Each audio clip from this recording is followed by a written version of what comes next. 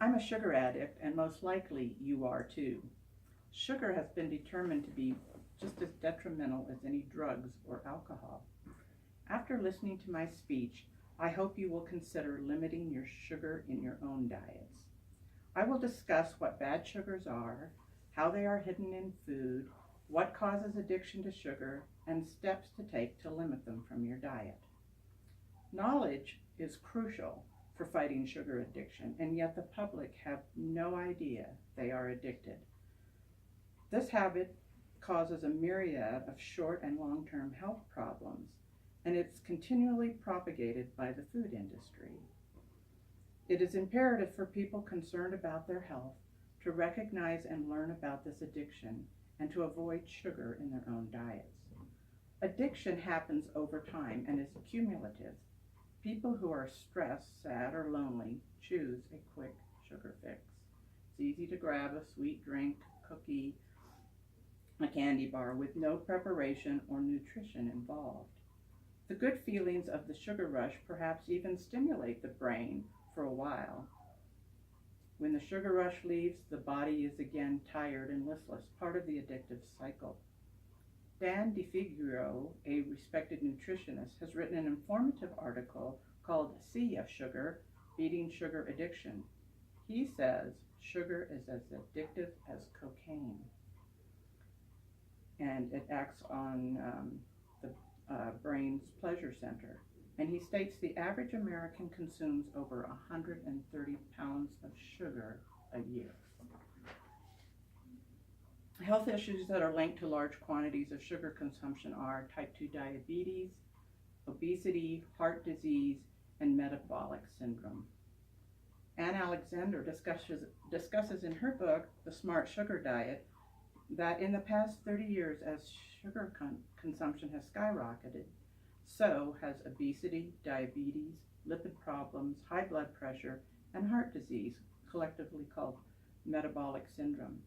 Other diseases with large ingestion of sugar are liver diseases, dementia, and now even cancer.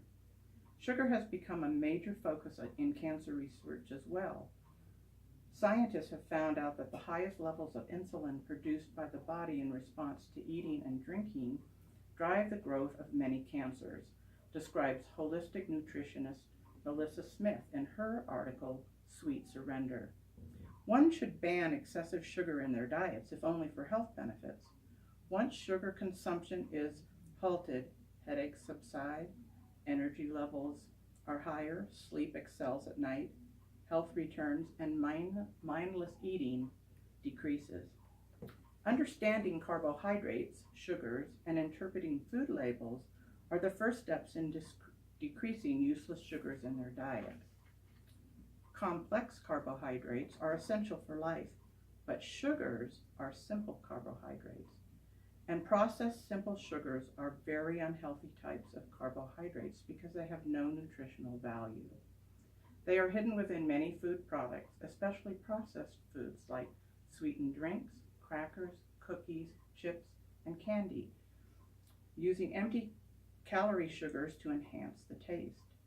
It all started in the 1970s when America were more weight conscious, and the food industry began eliminating fats from advertised foods, saying that they were low in fat, all the while adding sugars to make the products taste better. According to Rochelle Blank Zimmer's article, Kellogg's Cocoa Crisps are not immune builders or smart choices, she states the food industry, in this case Kellogg's, also continually updates their packaging so that their food appears healthier.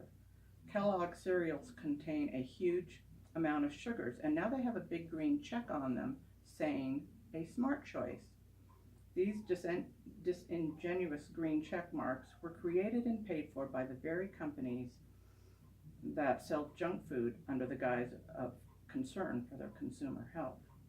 This is yet again another reason to learn and read labels carefully before buying and consuming any food products, no matter what the claims on the packages.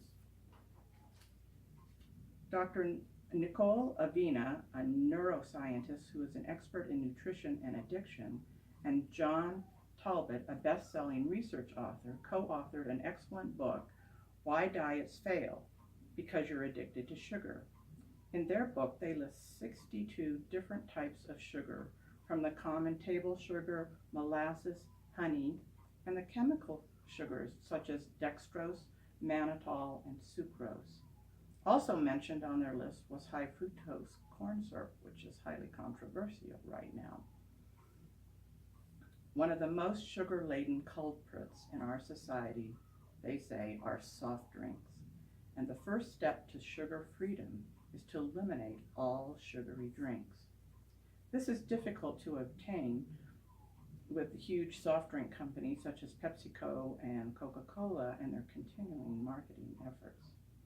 Actually, the low-calorie, no-calorie soft drinks they market contain even a more dangerous ingredient than sugar, aspartame, a synthesized chemical sweetener.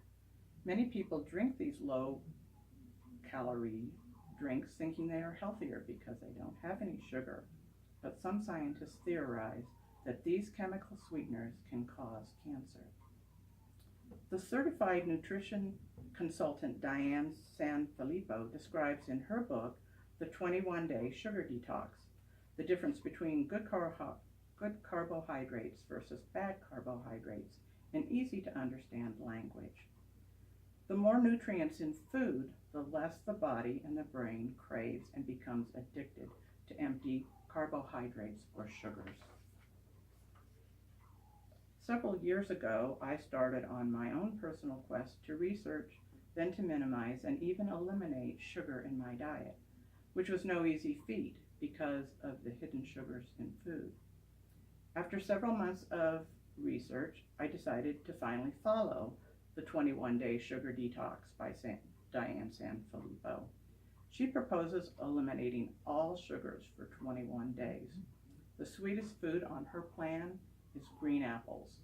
She outlines an easy plan to assist this with this goal in mind. She also suggests that meal planning and food preparation is another essential part of the groundwork. Detoxing from sugar changes your eating habits, your mindset, and the palate for the better. And after the 21-day sugar detox, Sanfilippo suggests gradually adding some natural sugars like fruit into your eating plan. She doesn't advocate never having anything sweet, but to limit sweets and to realize the consequence of eating them.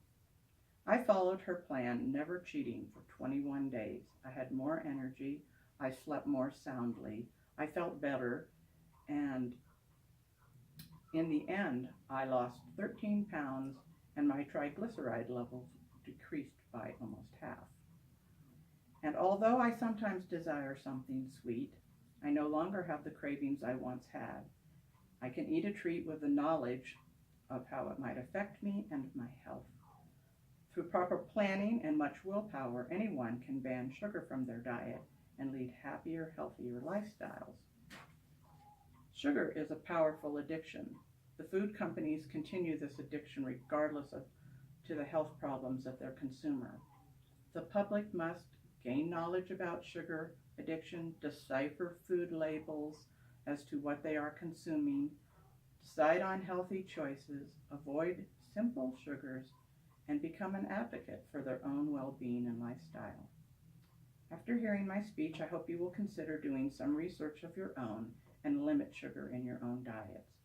I still have my own issues with sugar, but I do try to lessen my sugar intake. Sugar is addictive. Try and get off as much sugar as you can. Your body, attitude, and health are at stake. So now we can clap. Yay! If you want to. Yay! And I guess we have it in the can.